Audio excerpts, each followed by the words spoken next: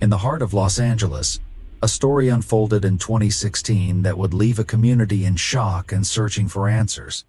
The victim, 24-year-old Emily Harper, was a dedicated nurse known for her compassionate care and unwavering commitment to her patients.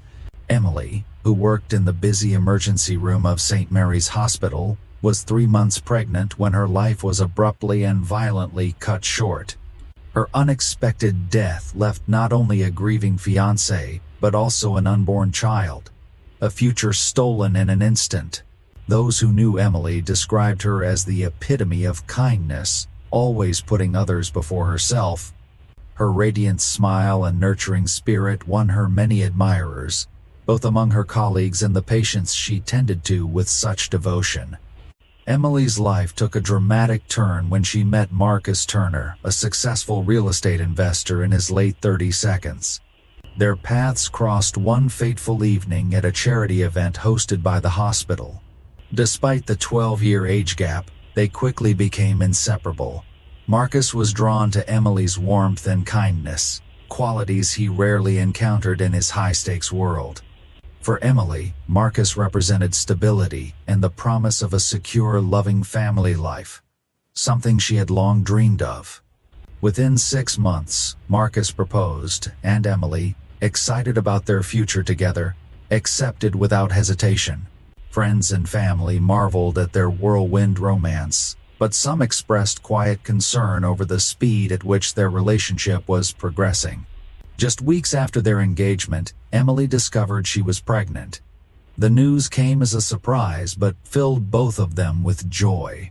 Marcus seemed genuinely thrilled at the prospect of becoming a father, and Emily was over the moon, eagerly planning for their future. She continued to work tirelessly at the hospital, her pregnancy only adding to her determination to provide the best care possible for her patients. But beneath Marcus's excitement lurked a darker side, a side that Emily had not yet fully seen.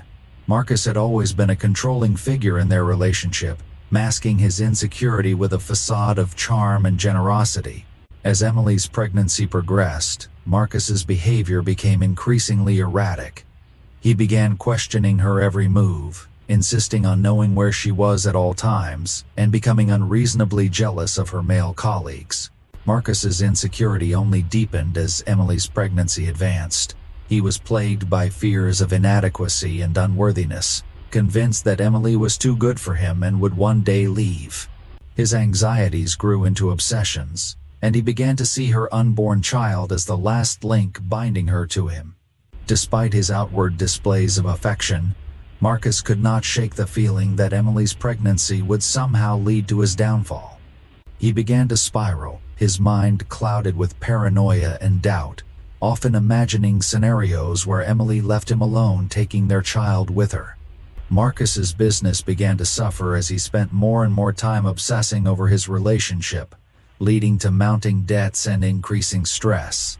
His once promising career now hung by a thread, and he became increasingly desperate to keep Emily by his side. The final straw came one evening when Emily arrived home late after a particularly grueling shift. Marcus, who had been drinking heavily, confronted her the moment she walked through the door. He accused her of infidelity, hurling baseless accusations at her with a fury that she had never seen before. Emily, exhausted and confused, tried to calm him down, explaining that she had been held up at work. But Marcus, lost in his own delusions, refused to listen. The argument escalated quickly, with Marcus becoming more and more agitated. Fearing for her safety, Emily retreated to their bedroom, locking the door behind her. She could hear Marcus pacing in the living room, muttering to himself. That night, as she lay in bed with her hand resting protectively on her belly, she felt a deep sense of unease. She wondered if she truly knew the man she was about to marry, the father of her unborn child. The days that followed were tense. Marcus seemed to calm down, but there was an unsettling shift in his demeanor. He was unusually quiet, his eyes constantly darting around as if he was plotting something.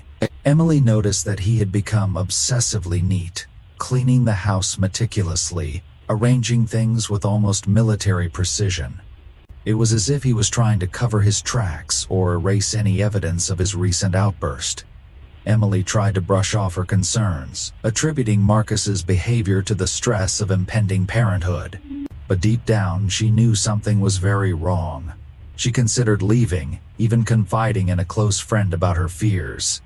But she never got the chance to make a decision. On the night of June 18th, Emily was found dead in the couple's home. Marcus was the one who called, his voice frantic and panicked. "She's not breathing. My fiancée, she's not breathing," he cried into the phone. When paramedics arrived, they found Emily lying motionless on the kitchen floor, a pool of blood beneath her head. At first glance, it appeared to be a tragic accident, a slip and fall in the kitchen.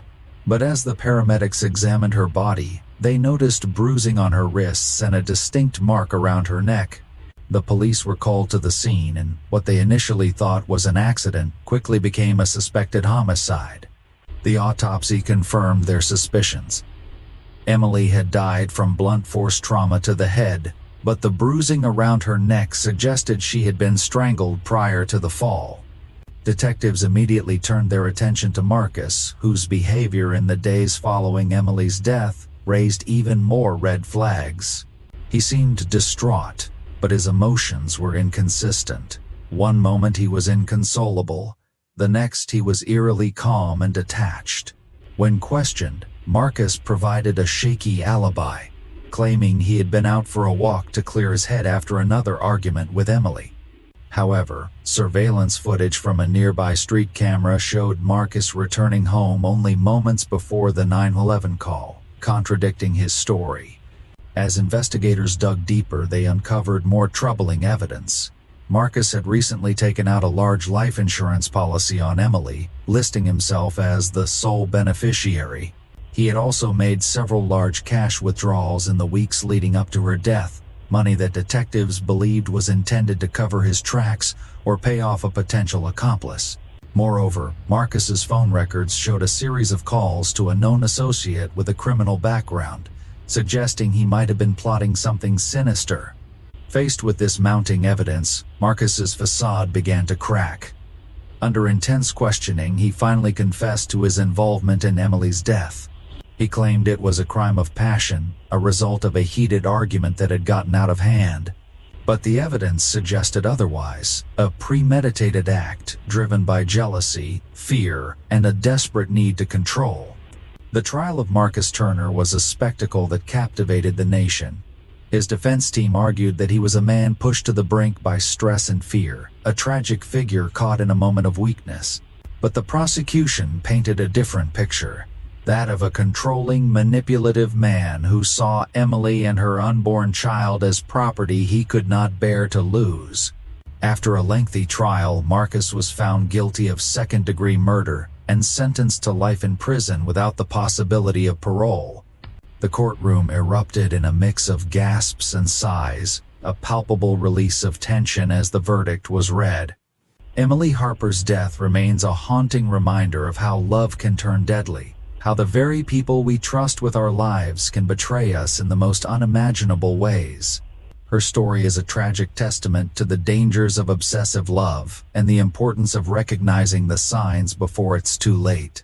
Those who knew her continue to mourn not only the loss of a kind and caring nurse, but also the loss of a future, of a life that was just beginning to bloom.